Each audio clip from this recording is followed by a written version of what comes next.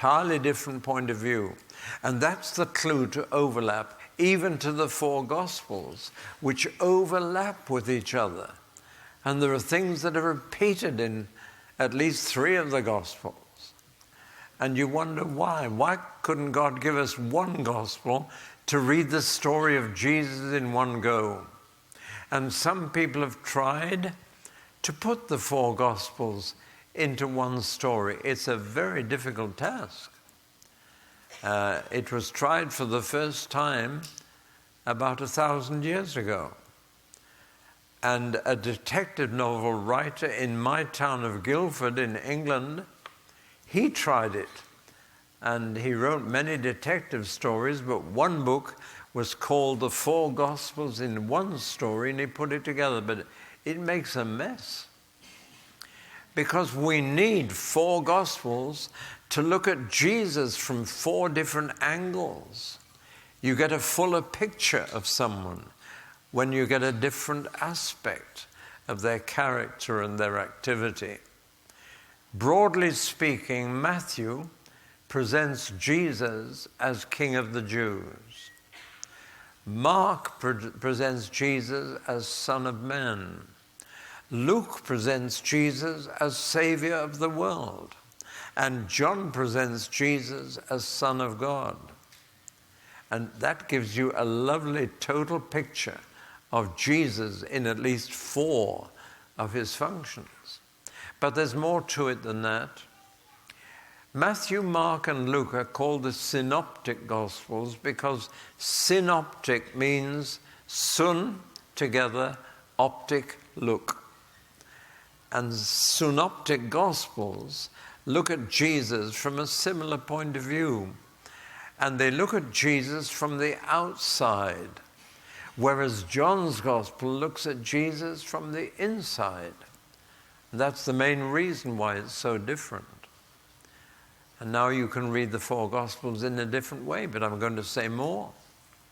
Of the four Gospels, two are written for unbelievers, and two are written for believers. And the two written for believers, one is written for young believers, new believers, and the other is written for old believers, mature believers. Now, do you know which? You can give the wrong gospel to an unbeliever. Well, now, which two are written for unbelievers? Mark and Luke. And Mark tells them what Jesus did, and Luke tells them, in addition to Mark, what Jesus said. And then finally, John came along and talked about what Jesus was.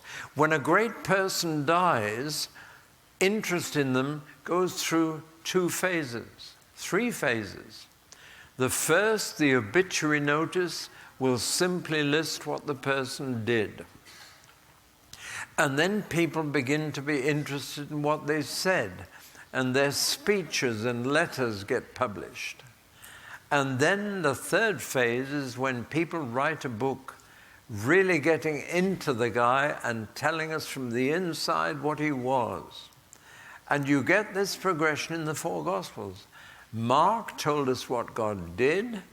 Matthew and Luke added in what Jesus said.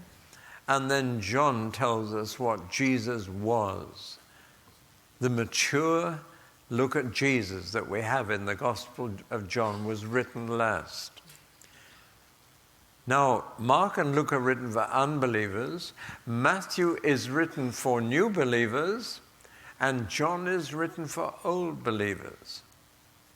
And the same parable in two different Gospels carry a different message. Take the parable of the lost sheep. It occurs in Matthew and Luke.